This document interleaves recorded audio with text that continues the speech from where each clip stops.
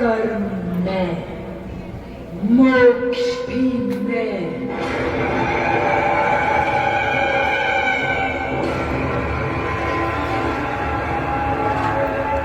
प्रकाश में, अंधकार भी में,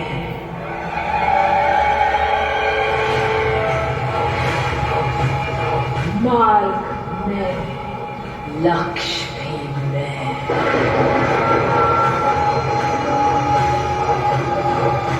मोह में, त्याग भी में,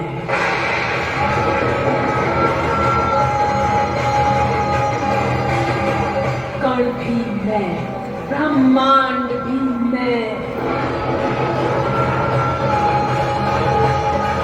अंत भी में, आरंभ में, गौरी में। धरती पर राक्षसों का अत्याचार बहुत बढ़ गया था। वो मनुष्यों के साथ साथ देवों पर भी अत्याचार करने लगे थे। सभी देव मिलकर भी उनका सामना नहीं कर पा रहे थे, जिससे राक्षसों का मनोबल बहुत बढ़ गया था।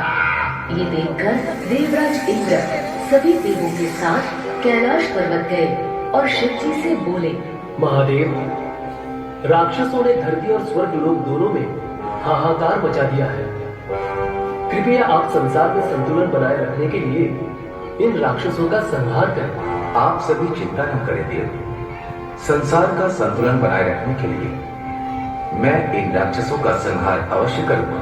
ये कहकर शिव जी ने अपना त्रिशूल उठाया और देवों की सहायता के लिए उनके साथ चले गए। शिव जी की अनुपस्थिति में पार्वती जी कैलाश पर्वत पर अकेली थी। जब वो स्नान के लिए जा रही थी, तभी उन्हें एक विचार आया। वैसे तो कैलाश में बिना आज्ञा कोई प्रवेश नहीं कर सकता, किंतु फिर भी मुझे अपनी सुरक्षा के लिए कुछ करना चाहिए। ये सोचकर उन्होंने अपने लेप की मैल से इंसान का पुतला बनाकर मंत्र उच्चारण कर उसमें प्राण डाल दिए। पहली श्वास लेते ही उस बालक ने पार्वती जी से पूछा, मैं कौन हूँ? तुम मेरे पुत्र गणेश हो। मैं स्नान के लिए जा रही हूँ। तुम कुछ देर द्वार पर पहरा दो और जब तक मैं स्नान कर रही हूँ तुम किसी को अंदर प्रवेश मत करने देना। जैसी आज्ञा माता। गणेश स्नान गृह के द्वार पर एक भाले के साथ पहरा देने लगे। कुछ समय बाद जब शिव जी राक्षसों का संहार कर लौटे तो उन्होंने सोचा, ये समाचार सबसे पहले मुझे पार्वती को देना चाहिए। लेकिन वो जैसे ही पार्वती जी को ये समाचार सुनाने स्नान गृह में प्रवेश करने लगे, गणेश ने उन्हें रोकते हुए कहा, रुकिए, माता की आज्ञा है कि मैं किसी को भी स्नान गृह में जाने ना दूं, इसलिए आप स्नान गृह में प्रवेश नहीं कर सकते। तुम कौन हो और मुझे स्नान गृह में प्रवेश करने से क्यों रोक रहे हो? मेरा परिचय छोड़ो और यहाँ से चले जाओ। गणेश को इस तरह अपना विरोध करते देख शिव जी क्रोधित हो गए। उद्दंड बालक, तुझे इसका दंड अवश्य मिलेगा। ये कहकर शिव जी ने त्रिशूल से गणेश पर वार किया। गणेश ने भी अपना भाला उठाया और दोनों के मध्य युद्ध आरंभ हो गया। शिव जी अगर महादेव थे तो गणेश को भी आदिशक्ति पार्वती जी ने बनाया था, इसलिए दोनों में बहुत समय तक घमासान युद्ध चलता रहा। इसके प्रभाव से डरकर ब्रह्मा और विष्णु समेत सभी देव युद्ध रोकने के लिए कैलाश पर्वत आए। महादेव, ये युद्ध रोक दीजिए।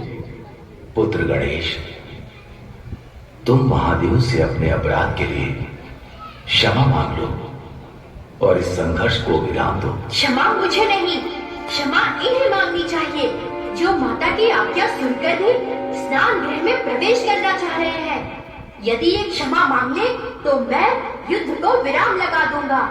ये सुनकर शिव जी अत्यधिक क्रोधित हो गए। ब्रह्मा जी ने चिंतित स्वर में गणेश से कहा, अपनी गलती मान लो बालक, नहीं तो महादेव के क्रोध से तुम्हें कोई नहीं बचा सकेगा। मुझे अपनी रक्षा की नहीं, अपितु अपने कर्तव्य पालन की चिंता है। रहने दीजिए ब्रह्मदेव, मुझे इस दुष्ट बालक को दंडित करना ही होगा।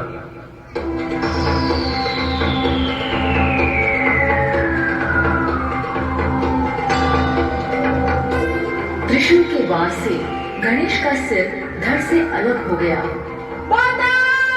और आकाश मार्ग से होता हुआ मंगल लोक में जा गिरा। गणेश की विलाप भरी आवाज सुनकर पार्वती जी स्नान गृह से बाहर आए। जब उन्होंने गणेश का मृत धड़ जमीन पर पड़ा देखा तो वो बहुत दुखी हुई और रोते रोते बोली, पुत्र गणेश, हे देव, ये आपने उचित नहीं किया। आप जल्दी से मेरे पुत्र को जीवित कीजिए। क्रोध में आपसे बहुत अनुचित कार्य हो गया है महादेव, इसलिए आपको गणेश को जीवित करना ही होगा। अब तक शिव जी का क्रोध भी शांत हो चुका था। वो पार्वती जी से बोले, हे देवी, गणेश का सिर मेरे त्रिशूल के वार से मंगल लोक में जा गिरा है और वैसे भी मेरे वार से कटा सिर वापस नहीं जोड़ा जा सकता, इसलिए क्षमा करना देवी, लेकिन गणेश को जीवित करना असंभव है। ये सुनते ही पार्वती जी क्रोधित हो गयी। हे देव, यदि आपने मेरे पुत्र को जीवित नहीं किया तो मैं सारे संसार को अपनी क्रोध की अग्नि में भस्म कर दूंगी। इस पर ब्रह्मा जी कुछ देर सोचकर बोले, महादेव, बालक गणेश को जीवित किया जा सकता है। किसी ऐसे बालक गणेश के धड़ से जोड़ा जा सकता है।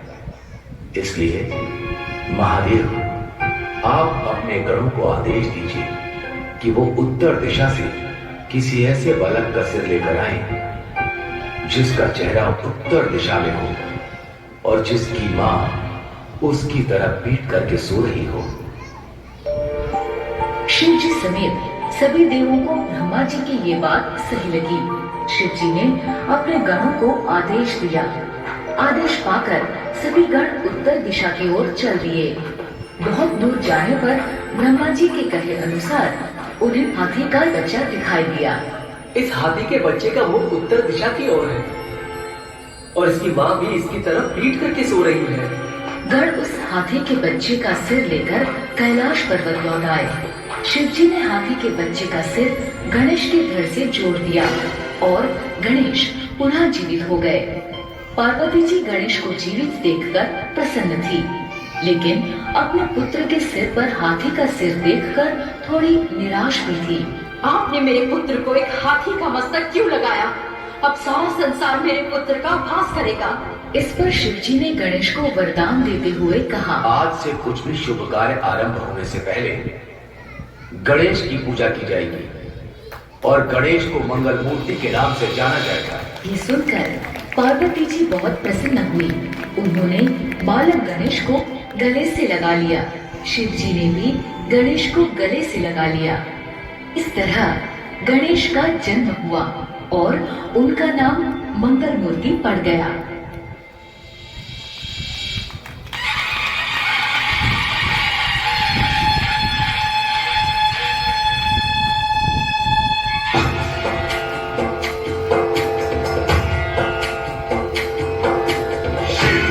चढ़ायो अच्छा गजमुख को, जो निर्लाल विराजे सुत गौरी हर को।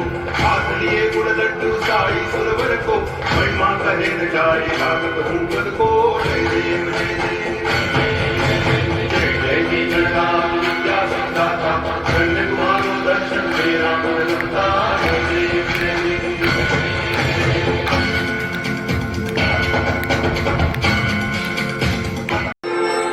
और इसकी माँ भी इसकी तरफ पीट करके सो रही है। गण उस हाथी के बच्चे का सिर लेकर कैलाश पर्वत लौट आए। शिव जी ने हाथी के बच्चे का सिर गणेश के धड़ से जोड़ दिया और गणेश पुनः जीवित हो गए। पार्वती जी गणेश को जीवित देखकर प्रसन्न थी, लेकिन अपने पुत्र के सिर पर हाथी का सिर देखकर थोड़ी निराश भी थी। आपने मेरे पुत्र को एक हाथी का मस्तक क्यों लगाया? अब सारा संसार मेरे पुत्र का उपहास करेगा। इस पर शिव जी ने गणेश को वरदान देते हुए कहा, आज से कुछ भी शुभ कार्य आरंभ होने से पहले गणेश की पूजा की जाएगी और गणेश को मंगल मूर्ति के नाम से जाना जाएगा। ये सुनकर पार्वती जी बहुत प्रसन्न हुई। उन्होंने बालक गणेश को गले से लगा लिया। शिव जी ने भी गणेश को गले से लगा लिया। इस तरह गणेश का जन्म हुआ और उनका नाम मंगल मूर्ति पड़ गया।